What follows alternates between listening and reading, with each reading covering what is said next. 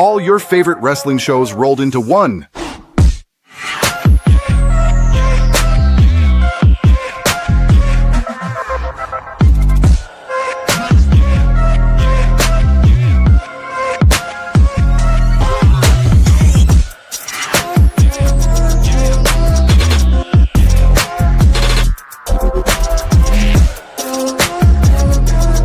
Welcome to the We Book It podcast. Let's start the show.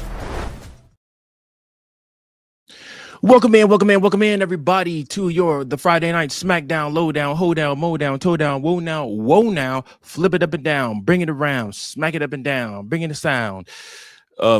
Anything else that Fritos says whenever he introduces the show. Appreciate you guys so much for tuning in to another episode of the Smackdown Lowdown. I am your host, Virgil. Thank you so much for tuning in. Make sure that you guys like, share, and subscribe to the We Book It podcast, the We Book It network, where we have all of the top wrestling content here. We review episodes of SmackDown, episodes of Raw, episodes of NXT, episodes of AEW, pretty much anything that is wrestling, we try to hit on it, and we are soon to be doing TNA also.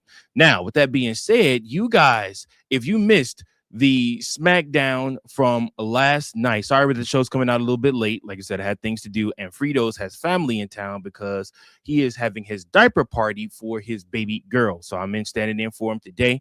But yeah, man, if you guys missed last night's SmackDown, it was pure chaos. We are on the road to WrestleMania, and somebody has to give explanations. Somebody else, there's another feud starting, and like I said, it's just a lot going on. So without further ado, let's get right to it. So guys, the show opened in complete chaos as Drew McIntyre was shown assaulting Jacob Fatu in the parking lot after crashing into his car on purpose.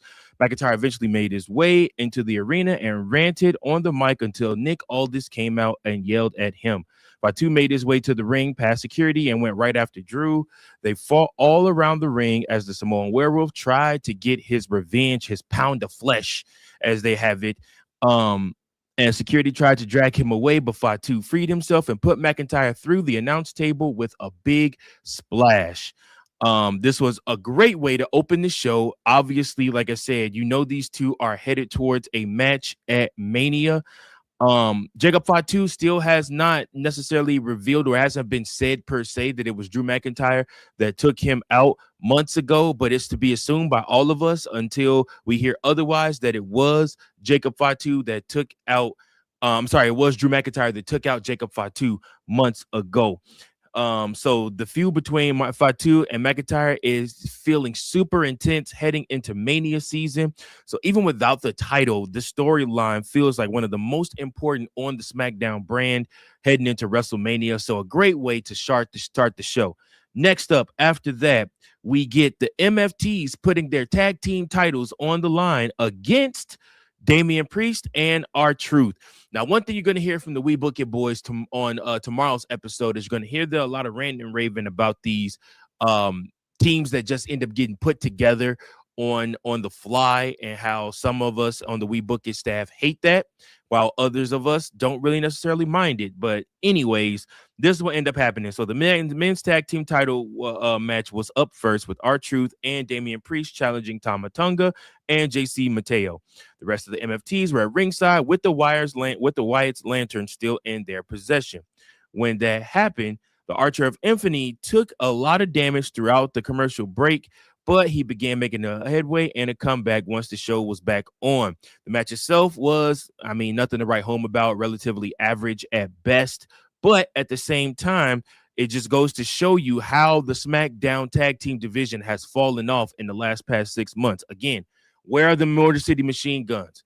Where is, the Street Profits? Where are all these tag teams? Oh, by the way, shout out to Angelo Dawkins. Him and his wife are pregnant again. They announced that on X earlier today. Shout out to those guys. We really may never see the Street Profits again, especially if news is real about Bianca Belair having to lose a finger in the process of whatever happened, injuring the finger. She may have to lose a finger. That's serious, y'all. That's some real stuff right there. But anyways, back to this match here was just pretty average. Like I said, the MFTs basically good, doing all the damage. on Priest, and he makes a comeback. Hot tags in. Truth comes in with the John Cena kip up basically, and then from there, the MFTs put on one try to halt his warm up, and then as in doing so, they ended up losing the match to Priest and Truth, who are now your new WWE SmackDown Tag Team Champions. It just sucks because the SmackDown Tag Team division 7 months ago with the Motor City Machine Guns, with the Street Profits, with DIY, and with, like I said, and with the MFTs looked like, and the Wyatt Six looked like it was about to be on fire, and now it has fallen down so much. Uncle Howdy also ended up taking out Solo Sikoa at ringside throughout the distraction. But yeah, like I said, that was pretty much it's pretty much, like I said, a sad moment for the MFTs and for the SmackDown Tag Team division. Like I said, it's just one of those things where you wish you had these guys at their peak and at their best. Yes, R-Truth is back. Big Daddy C. There is no Ron the Truth Killings anymore. I know, and I miss him too. I really thought he was gonna have a run in WWE, but another person that was brought up was Mateo, who is so underused in WWE. Like, they could be doing so much with JC Mateo. Literally, he is just like Bronson Reed, but instead, like I said, he's just Solo's flunky. I really hope, which I'll get to in a minute, I really hope that they are on the road to breaking up the MFTs. I don't know what they're going to do with all these Samoans. I don't know where they all going to go. Some of them probably going to get released. Some might show up at NXT. But whatever the case may be, they need to figure out something, because it's not working. And if what I think is going to happen, then, like I said, we'll see. Speaking of the Motor City Machine Guns, the highlight of the night, honestly, to me, was the next match, which was Fraxium versus the Motor City Machine Guns.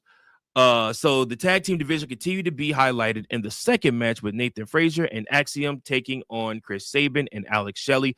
Thank you, Triple H, for getting on the phone and getting us over Motor City Machine Guns out of AAA back into WWE. So these are two teams who made SmackDown so much fun to watch last year. So it was great to see them step back into the ring together for the first time since August. Both teams favor a brisk pace and use their speed and agility to put up an exciting performance. Candice LeRae ended up interfering to help Motor City Machine Guns pick up the win in this one, but it seemed like Sabin was unaware of her assistance when he got the pin. Even with the dirty finish, this is one of the most entertaining WWE matches of the week. Go out of your way to go back and watch this match. The Motor City Machine Guns always do a great job. So Danhausen stole money from LeRae while making her think he would remove a curse from Johnny Gargano, which we know is going to happen. Gargano is cursed. So like I said, it just is what it is. Curious to see where this is going with them. Next up, we hear from dead man Randy Orton. Randy Orton comes out, and he arrived at the arena and made his way to the ring to explain his actions from last week when he brutally beat the hell out of Cody Rhodes. He sat in the same dented chair he used to attack Rhodes and spoke about how he has tried to return the love that fans have shown him, but he's been faking it. Ooh, heel Randy Orton. Over the years, we have gotten several heel and face turns from the Viper, so it's hard to find a new angle on it. He did his best to give a promo that fit within his character, but this didn't tread any new ground. Basically, Orton's an asshole. I mean, it just is what it is, and we know this. He's always been an asshole. He's an asshole in real life, but he's a cool asshole. But he's an asshole in real life as well. He's an asshole, in his persona. I mean, it just is what it is. But Randy Orton is that dude in WWE. So the crowd was still cheering for Orton, so we might end up seeing Rhodes actually get booed when they meet at WrestleMania. I mean, the crowd still loves Randy Orton.